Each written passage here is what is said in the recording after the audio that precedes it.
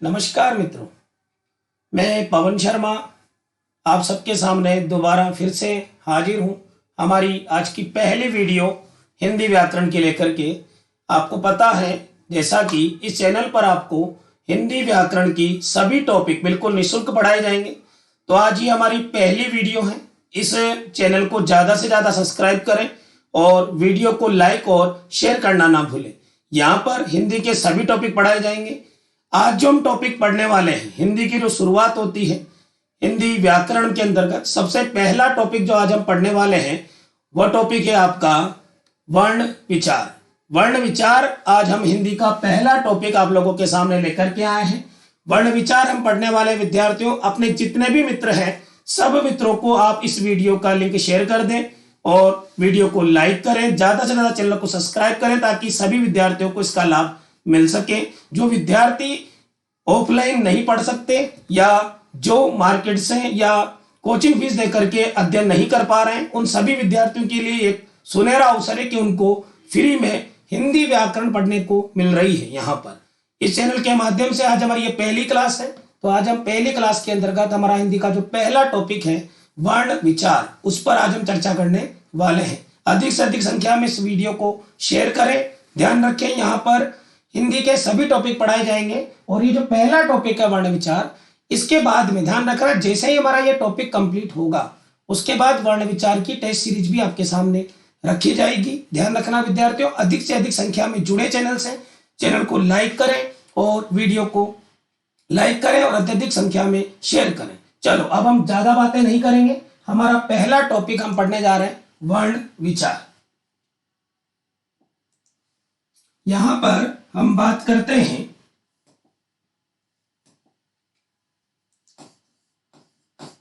वर्ण विचार, जो हमारा पहला टॉपिक है हिंदी का। इसके अंतर्गत आज हम बात करेंगे वर्णों से संबंधित। वर्णों से संबंधित अगर हम बात करें तो सबसे पहला प्रश्न आपके मन में यह बनता है कि वर्ण होते क्या है या वर्ण कहते किसे हैं। ये एक सिंपल से सामान्य से प्रश्न है कि वर्ण कहते किसे हैं या वर्ण होता क्या है। तो सबसे पहले हम वर्ण विचार पढ़ने से पहले सबसे पहले जो बात करने वाले हैं वो बात करने वाले हैं वर्ण के बारे में कि ये वर्ण होता क्या है और कहते किसे हैं। तो वर्ण के अंतर्गत ध्यान रखना विद्यार्थियों, वर्ण जो होता है वो भाषा की लघुत्तम इकाई है।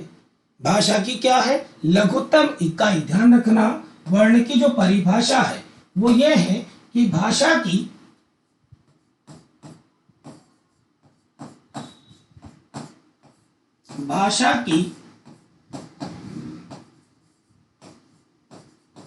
लघुत्तम इकाई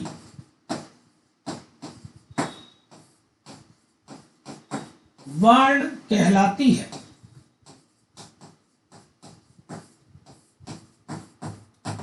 भाषा की लघुत्तम इकाई क्या कहलाती है? वर्ण कहलाती है। कहने का तात्पर्य यह है कि भाषा होती है उसका सबसे छोटा टुकड़ा। लघुत्तम इकाई का मतलब क्या होता है? सबसे छोटा टुकड़ा जिसके दोबारा टुकड़े न किए जा सके। लघुत्तम, यहाँ पर तम प्रत्यय का प्रयोग हुआ है। तम का मतलब होता है सबसे छोटा, यानी कि भाषा का वह सबसे छोटा टुकड़ा जिसके दोबारा टुकड़े न किए जा सके क्या कहलाता है? वर्ण कहलाता है। अब कुछ विद्यार्थियों के मन में प्रश्न उठ रहा होगा, सर ये भाषा क्या है? भाषा की लघुत्तम इकाई वर्ण होती है, लेकिन बहुत सारे विद्यार्थी भाषा को नहीं जानते कि भाषा कहते किसे हैं। तो यहां पर हम बात करते हैं भाषा के बारे में कि भाषा कहते किसे हैं। भाषा की हम बात करें या भाषा की परिभाषा की हम बात करें तो ध्यान रखना विद्यार्थियों, भाषा के लिए कहा जाता है कि भाव,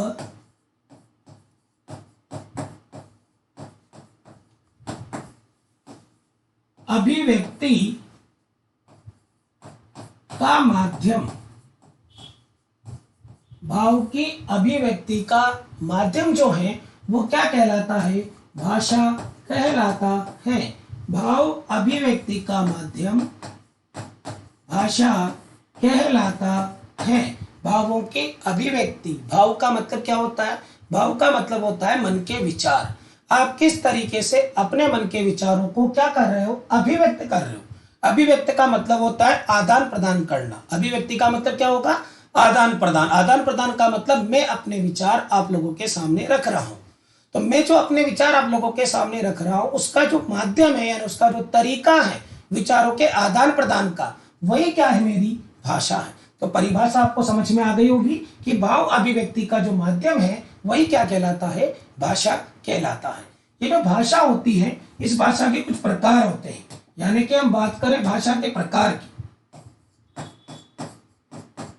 भाषा के प्रकार, भाषा के जो प्रकार बात करें तो 3 प्रकार के भाषा के प्रकार बताए गए हैं। सबसे पहला प्रकार होता है बच्चों मौखिक भाषा।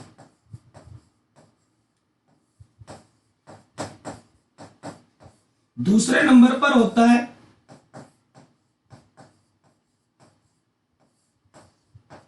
लिखित भाषा और तीसरे नंबर पर होता है सांकेतिक भाषा।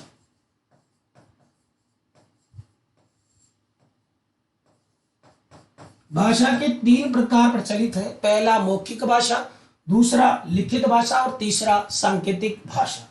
तो भाषा 3 प्रकार से हम अपने विचारों को व्यक्त कर सकते हैं। यहाँ पर अपन सीधी सी भाषा में ये समझ सकते हैं कि पहला तरीका जो होता है विचारों को व्यक्त करने का वो होता है मौखिक भाषा। मौखिक का मतलब क्या होता है कि जहां पर आप बोलकर और जब आप अपने विचारों को बोलोगे तो सामने वाला क्या करेगा, सुनेगा। यानी कि बोलकर और सुनकर विचारों को जब व्यक्त किया जाता है तो वो कौन सी भाषा के अंतर्गत आता है, मौखिक भाषा के अंतर्गत आता है। जब बोलकर और सुनकर विचारों को व्यक्त किया जाए तो वो कौन सी भाषा होती है, वो एक मौखिक भाषा होती है। इसी प्रकार जब पढ़कर या लिखकर विचारों को व्यक्त किया जाता है, जब पढ़कर और लिखकर विचारों को व्यक्त किया जाता है तो वो कौन सी भाषा होती है, वो होती है लिखित भाषा। जब पढ़कर और लिखकर विचारों को व्यक्त किया जाए तो वो कौन सी भाषा के अंतर्गत आएगा, वो आएगा लिखित भाषा के अंतर्गत। और तीसरा होता है सांकेतिक भाषा, यानी संकेतों के माध्यम से, इसके माध्यम से संकेत यानी इशारों के माध्यम से, संकेतों के माध्यम से अपने विचारों को क्या करना, व्यक्त करना, वही क्या कहलाती है, भाषा कहलाती है। हम जनरली सांकेतिक भाषा को तो हम ऐसे समझ सकते हैं जैसे जो विद्यार्थी बोल नहीं पाते, जो सुन नहीं पाते, लेकिन वो व्यक्ति भी अपने विचारों को व्यक्त करते हैं। किसके माध्यम से, वो संकेतों के माध्यम से करते हैं। और मन के भावों को व्यक्त करने का जो साधन है, भावों या विचारों की अभिव्यक्ति का जो माध्यम है, वही तो क्या है, भाषा है। तो उन्होंने अपने विचार, जो व्यक्ति बोल नहीं सकता, जो व्यक्ति लिख नहीं सकता, जो पढ़ा लिखा नहीं है, वो अपने मन के विचार किस तरीके से व्यक्त करता है, वो संकेतों के माध्यम से व्यक्त करता है। तो इस आधार पर भाषा के कितने प्रकार पढ़े अपन ने, 3 प्रकार पढ़े। पहला कौन सा पढ़ा, मौखिक भाषा, दूसरा यहाँ पर पढ़ा है लिखित भाषा और तीसरा पढ़ा है आपने सांकेतिक भाषा। यहाँ ध्यान रखना, भाषा से कुछ प्रश्न बनते हैं बच्चों। जो भाषा के 3 प्रकार है, इन तीनों प्रकारों से कुछ प्रश्न बनते हैं, वो भी हम आगे देख लेते हैं यहाँ पर किस तरीके के प्रश्न बन सकते हैं। तो यहाँ पर पहला प्रश्न की मैं बात करूंगा, ध्यान रखना विद्यार्थियों, इंपॉर्टेंट प्रश्न है, अधिकतर एग्जाम में ये प्रश्न पूछे जाते हैं। पहला ही प्रश्न आपके सामने ये बनता है कि भाषा की लघुत्तम इकाई। अगर आपसे कोई भी ये पूछे कि भाषा की लघुत्तम इकाई क्या है, तो इसका जो आंसर रहेगा वो रहेगा वर्ण। ध्यान रखना विद्यार्थियों, अधिकतर एग्जाम में ये प्रश्न पूछा गया है कि भाषा की लघुत्तम इकाई क्या होती है, तो वो होती है वर्ण। यानी कि भाषा का वह सबसे छोटा टुकड़ा जिसके दोबारा टुकड़े न किए जा सके, क्या कहलाता है, वर्ण कहलाता है। यहां पर सेकंड प्रश्न की बात करें, अगला प्रश्न बनता है कि मौखिक भाषा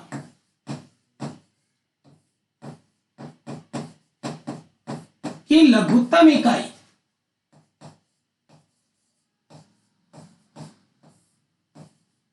अगर एग्जामिनर आपसे प्रश्न पूछ ले कि मौखिक भाषा की लघुत्तम इकाई क्या है, पिछले वाले प्रश्न में तो यह था कि भाषा की लघुत्तम इकाई क्या है, वहां पर न तो मौखिक दिया और न ही लिखित दिया, तो वहां पर तो क्या था, वर्ण था। लेकिन जैसे एग्जामिनर ने प्रश्न पूछ लिया कि मौखिक भाषा की लघुत्तम इकाई क्या है, तो मौखिक के अंतर्गत ध्यान रखना बच्चों, मौखिक के अंतर्गत जो लघुत्तम इकाई होती है वो होती है ध्वनि। मौखिक भाषा की लघुत्तम इकाई क्या होती है? ध्वनि होती है। मौखिक भाषा की लघुत्तम इकाई क्या होगी? ध्वनि होगी। इसी प्रकार आपसे पूछ सकते हैं कि लिखित भाषा की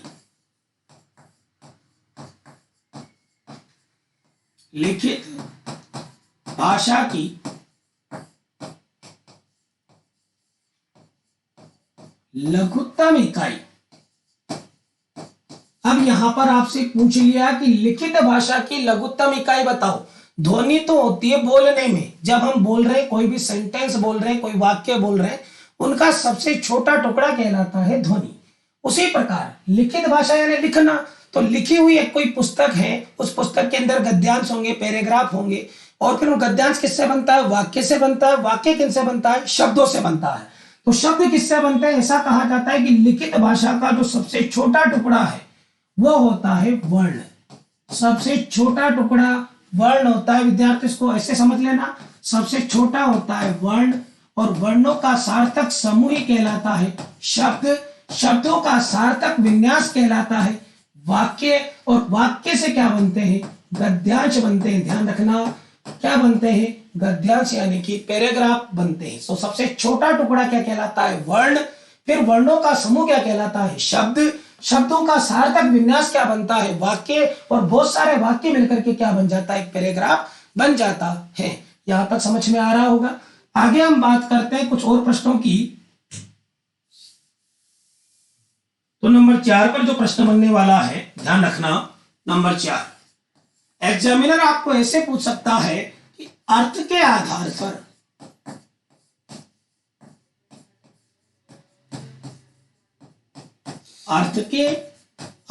पर भाषा की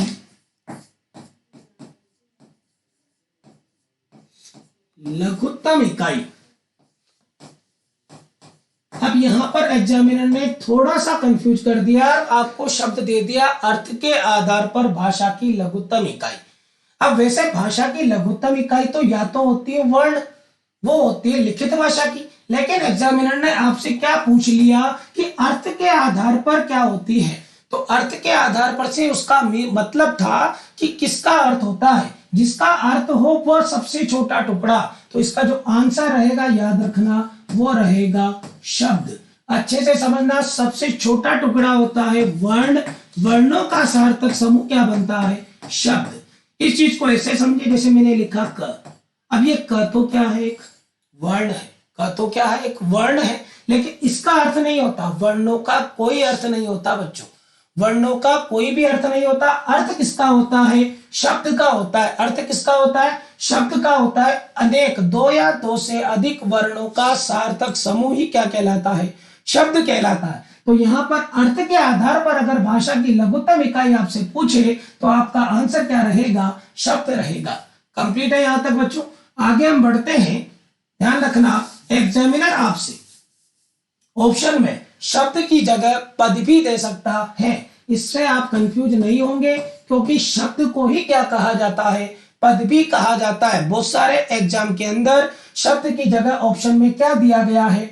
पद दिया गया है। तो यहां पर भी आप इस चीज का विशेष ध्यान रखें कि कभी भी किसी भी शब्द का अगर वाक्य में प्रयोग हो जाता है तो वो क्या बन जाता है? वो पद बन जाता है। वो क्या बन जाता है? पद। किसी भी शब्द का अगर वाक्य में प्रयोग हो जाए, जैसे कि मैंने लिखा राम कोटा जाता है। अब यहां पर आपको पता है ये राम एक शब्द है, कोटा एक शब्द है, लेकिन अगर इनका वाक्य में प्रयोग हो गया तो ये क्या बन चुके हैं? ये एक पद बन चुके हैं। यानी कि राम यहां पर क्या है? एक कर्ता पद है। राम क्या है? कर्ता पद है। कोटा क्या है? एक कर्म पद है। समझ में आ रही है बात? जाना क्या है? ये क्रिया पद है। यानी कि शब्दों को क्या कहा जाता है? पद कहा जाता है। तो आपको ऑप्शन के अनुसार चलना है। अर्थ के आधार पर भाषा की लघुत्तम इकाई आपसे कोई पूछे तो क्या बतानी है? या तो बतानी है शब्द या बताना है पद। अब हम अगले प्रश्न पर चर्चा करते हैं। अगला प्रश्न जो भाषा से संबंधित बनने वाला है उस चीज को देखिएगा।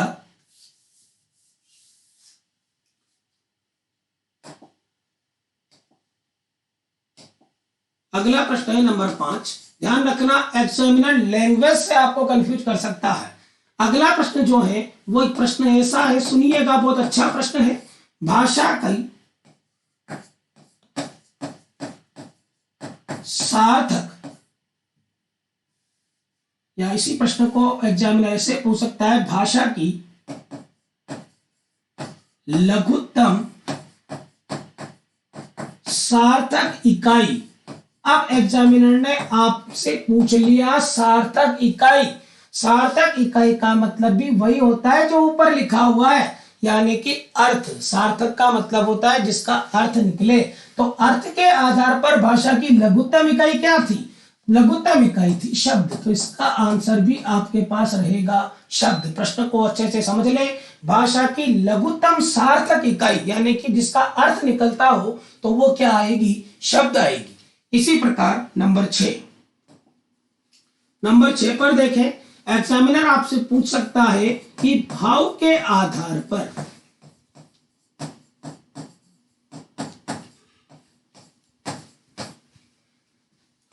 भाषा की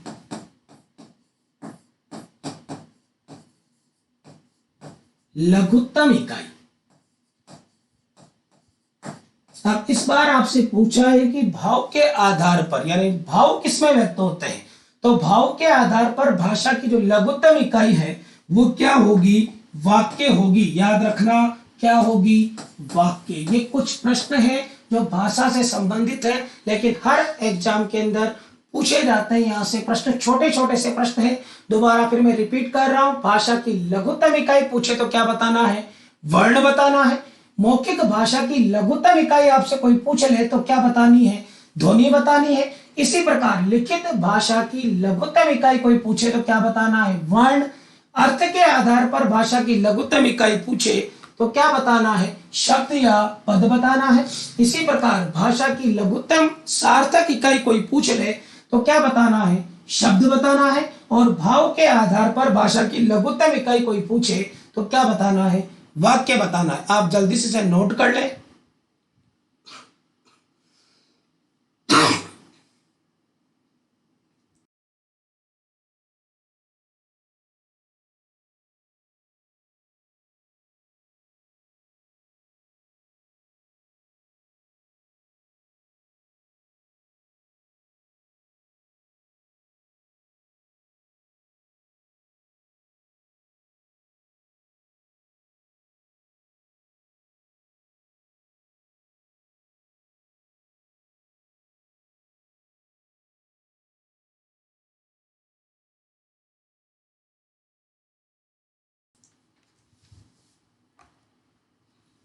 चलो आगे देखते हैं इन प्रश्नों के बाद में।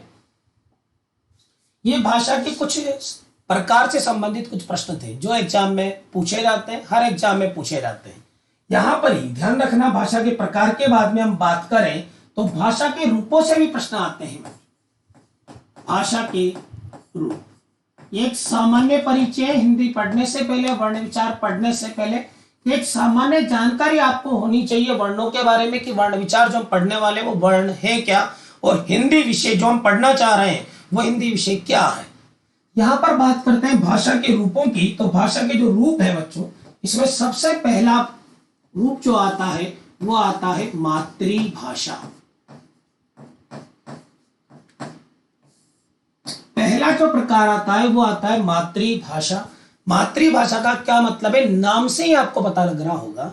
मातृ का मतलब होता है माँ, यानी कि ऐसी भाषा। भाषा किसे कहते हैं? मैंने आपको बताया कि भाव अभिव्यक्ति का माध्यम, यानी विचारों को व्यक्त करने का माध्यम क्या कहलाता है? भाषा।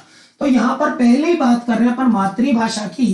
तो मातृभाषा का याद रखना, मातृभाषा का सीधा सीधा सा अर्थ है माँ से, यानी ऐसी भाषा जो किसने सिखाई है? माँ ने सिखाई है। यानी कोई भी बच्चे का जब जन्म होता है तो वो बच्चा पहली बार बोलना सीखता है।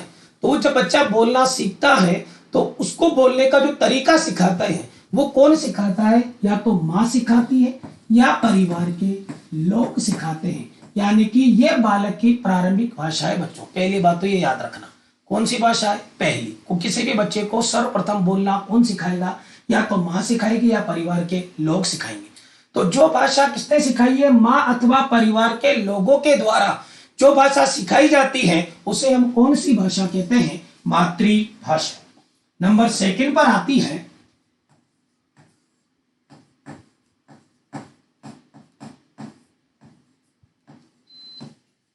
क्षेत्रीय भाषा।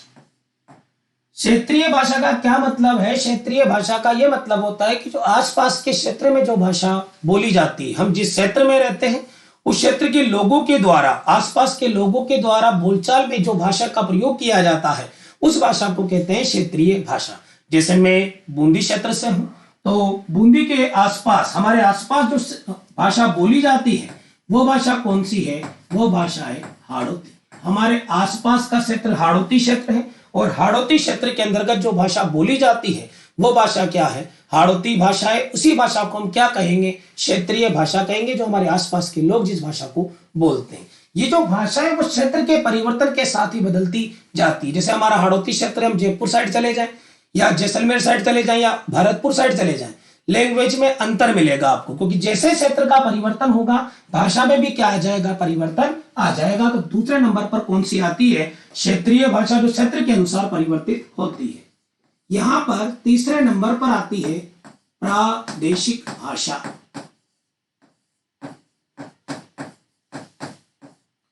प्रादेशिक भाषा की अगर बच्चों बात करें तो प्रादेशिक का मतलब सीधा सीधा सा यहां है। प्रादेशिक का मतलब होता है प्रदेश, यानी जो प्रदेश में बोली जाए, किसी एक प्रदेश के अंदर यानी एक राज्य के अंदर जो भाषा बोली जाती है उस भाषा को क्या कहते हैं? प्रादेशिक भाषा कहते हैं। जैसे हमारा प्रदेश का नाम क्या है? राजस्थान। तो हमारे प्रदेश में जो भाषा बोली जाती है वो कौन सी बोली जाती है? राजस्थानी बोली जाती है। पंजाब में अगर हम चले जाएं तो वहां पर पंजाबी बोलेंगे, हरियाणा में हरियाणी बोलेंगे, बंगाल में बंगाली बोलेंगे। तो पर्टिकुलर किसी एक स्टेट के अंदर, एक राज्य के अंदर जिस भाषा का प्रयोग किया जाता है या जिस भाषा को अत्यधिक मात्रा में किसी राज्य के अंदर बोला जाए वो भाषा कौन सी कहलाती है? प्रादेशिक भाषा। यहां पर जो इंपोर्टेंट है बच्चों, ध्यान रखना, सबसे इंपोर्टेंट नंबर 4 पर आती है आपकी राजभाषा। यहां से भी अधिकतर एग्जाम में प्रश्न पूछे जाते हैं। इस चीज को आप अच्छे से समझना। भाषा के रूपों में जो प्रश्न बनता है वो राजभाषा से बनता है। ये राजभाषा होती क्या है या हमारी राजभाषा क्या है, इसके बारे में हम बात करते हैं। राजभाषा के बारे में पहली बात तो ये कि राजभाषा होती क्या है, तो राज का मतलब सीधा सीधा सा होता है शासन। तो राजभाषा का अर्थ होगा शासन की भाषा, यानी कि ऐसी भाषा जो किसने चलाई है? शासन ने चलाई है। शासन का मतलब जिसके अंतर्गत हमारे सामाजिक, राजनीतिक, आर्थिक कार्य, सभी कार्य किसी देश की जिस भाषा में होते हैं उसे हम कौन सी भाषा कहते हैं? यहां पर राजभाषा कहते हैं। तो यहां पर अगर हम बात करें राजभाषा की तो ध्यान रखना, राजभाषा जो शब्द है वो हमारे संविधान में कब आया और कैसे आया, इसका निर्माण कैसे हुआ राजभाषा का, उसके बारे में हम कुछ बातें कर लेते हैं। तो यहां पर सबसे पहले आपको याद रखना है बच्चों, एक डेट याद रखनी है, 14 सितंबर 1949। 14 सितंबर 1949 के दिन हमारे संविधान के अंतर्गत, हमारा जो संविधान है भारतीय संविधान, उस भारतीय संविधान में ध्यान रखना भाग संख्या 17,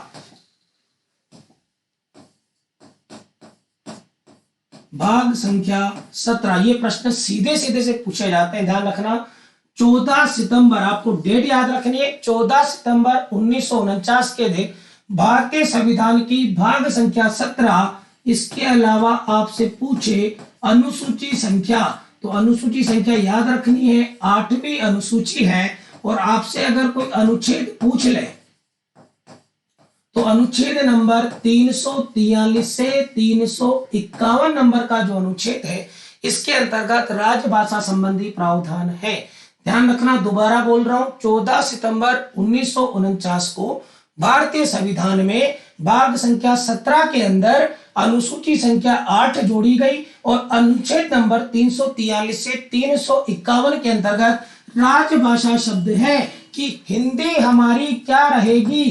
राजभाषा रहेगी। ये बात ध्यान रखना, संविधान में कहां पर लिखी हुई है? भाग संख्या 17 पर लिखी हुई है। अनुसूची पूछे तो कौन सी है, 8वीं है, और अनुच्छेद पूछे तो है 343 से 351। यहाँ पर ये साफ साफ लिखा हुआ है कि भारत देश की राजभाषा क्या रहेगी, हिंदी रहेगी। क्या रहेगी, हिंदी रहेगी। इसीलिए ध्यान रखना 14 सितंबर को दिवस मनाया जाता है, हिंदी दिवस। ध्यान रखना विद्यार्थियों, 14 सितंबर को कौन सा दिवस मनाया जाता है, हिंदी दिवस मनाया जाता है। यहाँ पर एक प्रश्न आप लोगों के लिए भी है, कमेंट बॉक्स में आप सब बताएंगे कि अंतरराष्ट्रीय हिंदी दिवस कब मनाया जाता है। याद रखिएगा विद्यार्थियों, मेरे प्रश्न का जवाब आपको सबको कमेंट बॉक्स में देना है। मैंने आपको बताया हिंदी दिवस 14 सितंबर को मनाया जाता है, लेकिन मेरा प्रश्न यह है कि अंतरराष्ट्रीय हिंदी दिवस कब मनाया जाता है। सभी विद्यार्थी जो भी इस वीडियो को देख रहे हैं, ध्यान रखना ये प्रश्न आप कमेंट करके बताएंगे कि अंतरराष्ट्रीय हिंदी दिवस कब मनाया जाता है। तो आगे चलते हैं हम। यहाँ पर राजभाषा से संबंधित आपको समझ में आ गया, शासन की भाषा कहलाती है, भाग संख्या 17 है, अनुसूची कौन सी, 8वीं है, और अनुच्छेद है 343 से 351। इसलिए ध्यान रखना विद्यार्थियों, संविधान के अंतर्गत हिंदी के लिए जो शब्द काम में आया है वो आया है राजभाषा। तो हिंदी हमारी क्या है, एक राजभाषा है, यानी संविधान के अंदर कौन सा शब्द आया है, राजभाषा शब्द आया है। ये कब आया, याद रखना डेट, 14 सितंबर 1949, भाग संख्या 17, अनुसूची कौन सी, 8वीं, और अनुच्छेद 343 से 351। अब आगे बढ़ते हैं हम। यहां पर नंबर 5 पर बात करते हैं, राष्ट्रभाषा।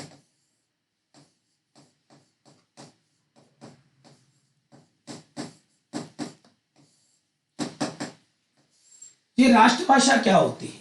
राष्ट्रभाषा ऐसी भाषा को कहते हैं जो किसी देश के अंतर्गत अत्यधिक जनसंख्या के बाहुल्य में बोली जाती है या समझी जाती है। ऐसी भाषा जिसका अत्यधिक मात्रा में वहां के लोग, किसी देश के लोग उस भाषा को समझते हो और बोलते हो, तो उसे उस देश की क्या मानी जाएगी, राष्ट्रभाषा माना जाता है। लेकिन ध्यान रखना, इसके लिए 2 प्रावधान है बच्चों। पहला जो प्रावधान है वो क्या कहता है कि जो कुल जनसंख्या है, किसी देश की कुल जनसंख्या का, किसी देश की कुल जनसंख्या का 75% भाषा समझते हो।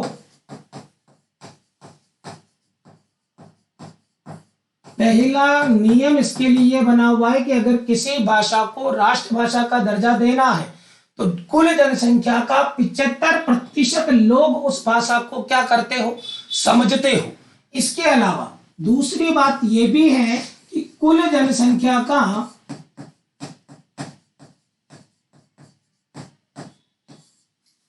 66.66% लोग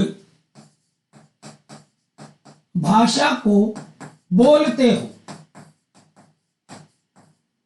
अगर किसी भाषा को किसी देश में राष्ट्रभाषा का दर्जा हमें देना है तो वहां पर 2 प्रावधान है कि उसकी जो कुल जनसंख्या है देश की, उसका 75% भाग उस भाषा को क्या करता हो, समझता हो, और 66.66% भाषा को क्या करते हो, बोलते हो।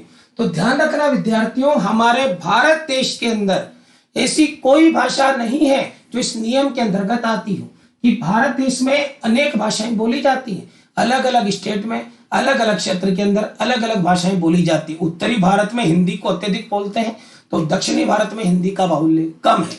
इसलिए ध्यान रखना, भारत देश में, ध्यान रखना विद्यार्थियों, ये बात अधिकतर विद्यार्थी गलत करके आते हैं, नोट डाल करके यहां पर लिख लीजिएगा, भारत की कोई राष्ट्रभाषा नहीं है। भारत देश की कोई राष्ट्रभाषा नहीं है। क्यों नहीं है आपको पता लग गया होगा, क्योंकि राष्ट्रभाषा अगर किसी भाषा को मानना है तो उसके लिए 2 प्रावधान है। एक तो 75% जनसंख्या क्या करने वाली होनी चाहिए, समझने वाली होनी चाहिए, और 66.66% लोग भाषा को बोलने वाले होने चाहिए। इसलिए भारत देश में ऐसी कोई भाषा नहीं है, इसलिए भारत की कोई राष्ट्रभाषा नहीं है। यहां पर ध्यान रखना, भारत की, ध्यान रखना विद्यार्थियों, ने पहले पढ़ा है, हिंदी जो है हमारी, वो हिंदी क्या है, एक राजभाषा है। ध्यान रखना, हिंदी क्या है, राजभाषा है, हम पढ़ चुके हैं, क्योंकि अधिकतर विद्यार्थी हिंदी को राष्ट्रभाषा मानते हैं। तो हिंदी हमारे लिए राष्ट्रभाषा नहीं है, हिंदी हमारी क्या है, एक राजभाषा है। संविधान में इसके लिए कौन सा शब्द है, राजभाषा शब्द है। तो आज हमने ये पढ़ा है भाषा के रूपों के बारे में और भाषा के प्रकार के बारे में। ध्यान रखना विद्यार्थियों, एक सामान्य परिचय था ताकि हम वर्ण विचार तक हम पहुंच सकें, क्या कि वर्ण तक हम पढ़ सकें कि वर्ण होते क्या है। तो वर्ण क्या होते हैं, भाषा की सबसे छोटी इकाई है जो जिसके दोबारा टुकड़े नहीं किए जा सकते, वो क्या कहलाती है, वर्ण कहलाती है। ध्यान रखना। मुझे उम्मीद है वीडियो आपको पसंद आया होगा। अत्यधिक संख्या में वीडियो को लाइक करें, शेयर करें और चैनल को सब्सक्राइब करना ना भूलें। इसके अलावा बेल आइकन को भी दबा दें ताकि आपको अत्यधिक आने वाली वीडियो आपको मिल सके। इसी के साथ ही धन्यवाद।